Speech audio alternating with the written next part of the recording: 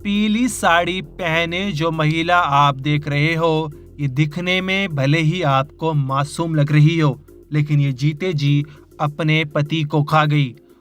और सबसे हैरान करने वाली बात यह है कि इस जनता नाम की महिला ने अपने पति को इस दिव्यांग आदमी से मरवाया है। स्क्रीन पर आप जो विकलांग आदमी देख रहे हो, इसने ही महिला के पति को चाकू घोंप कर मौत के घाट उतार दिया।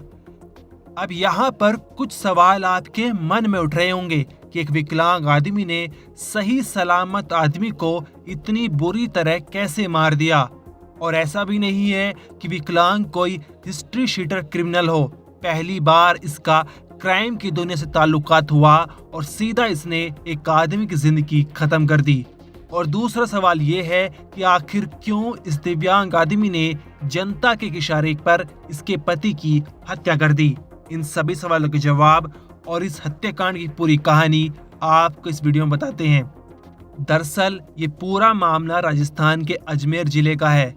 यहाँ 29 साल की जनता अपने 42 साल के पति मस्तान के साथ रहती थी, लेकिन पिछले 1 साल से जनता का अवैध संबंध 29 साल के विकलांग बशीर खान के साथ चल रहा था और इसी के चलते दोनों ने मिलकर मस्तान की हत्या कर दी। यहाँ पर जनता बहुत शातिर निकली। पुलिस की गिरफ्त से बचने के लिए उसने एक खौफनाक प्लान बनाया। दरअसल कुछ दिनों पहले जनता ने रंजीत और अन्य लोगों के खिलाफ पुलिस में रिपोर्ट लिखाई थी कि उसके साथ मारपीट की गई है, जिससे पुलिस का शक उन पर जाए और ये दोनों बच निकले। लेकिन पुलिस की सूझबूझ और जांच पड़ताल के आगे जनता और बशीर खान का प्लान फीका पड़ गया और ये पकड़े गए।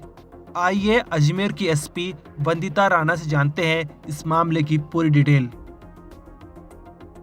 8 तारीख को लगभग सुबह में 8 बजे एक डेड बॉडी जो है वो मिली थी नसीराबाद सदर थाना क्षेत्र के अंदर हाउसिंग बोर्ड के पास में, जो जिसका गला कटा हुआ था, जिससे ये क्लियर था कि ये जो मैटर है ये मर्डर का है।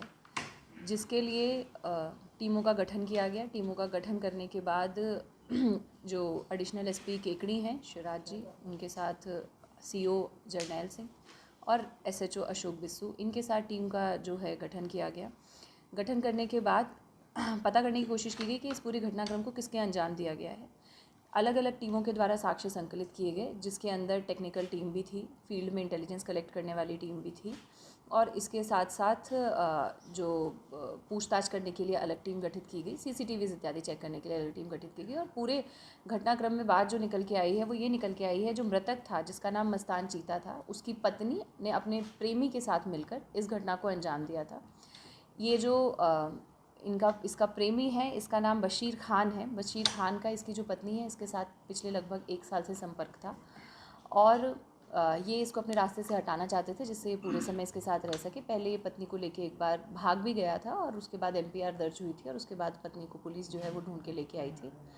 अब इन्होंने बहुत ही चालाक तरीके से उस मृतक को एक सुनसान जगह पर बुलाया और कि उसको पैसों की आवश्यकता थी कि तुम आओगे तो तुम्हें पैसे वहाँ पर दे देंगे, इस बात को कह के बुलाया। बुलाने के बाद जैसे कि शराब का सेवन करवाया। शराब के सेवन के बाद जब वो बेहोशी की हालत में हो गया, तब उसके ऊपर वार करके उसका मर्डर कर दिया गया। पूरे घटनाक्रम का खुलासा होने के बाद जो दोनों अभियुक्त हैं, जो जिसमें मृतक की पत्नी जिसका नाम जनता है और उस पत्नी का जो प्रेमी है बशीर खान, दोनों को गिरफ्तार कर लिया गया और आगे की जो कानूनी कार्रवाई और अनुसंधान है वो जारी है। घटना की प्लानिंग कब करी थी? ये पिछले लगभग 10-15 दिन से प्लानिंग कर रहे थे और समय समय पर ये मौका ढूंढ रहे थे और इन्होंने इसके पहले 2-3 दिन ट्राई भी किया कि ये सुनसान जगह पर मिल सके, लेकिन इन्हें सफलता प्राप्त नहीं हुई। 7 तारीख की शाम को इनको ये मौका अच्छे तरीके से प्राप्त हुआ और उसके बाद इन्होंने इस घटना को अंजाम दिया। किस तरह से मारा उसको महिला ने? महिला जो है वो तो घटना के समय घटनास्थल पर उपस्थित नहीं थी। जो मारने वाला है, जिसके हाथों से मर्डर हुआ है, वो ये बशीर खान था, जो महिला का प्रेमी है। हालांकि जो इनकी कॉन्स्पिरेसी थी वो दोनों ने मिलके बनाई थी और जो मर्डर का वेपन है वो एक चाकू था जिससे गले पर वार किया गया था। वो वहीं पर मौके पर पुलिस टीम को उस समय पर ये जो फेंक के चला गया था वो मिल गया था और बाकी का जो घटनाक्रम है वो अनुसंधान किया जा रहा है। क्या फेंके लाया था इसको और मर्डर है उसी घटनास्थल पे हुआ है, पहले कहीं वारदात को उसने अंजाम दिया फिर यहाँ फेंकी थी?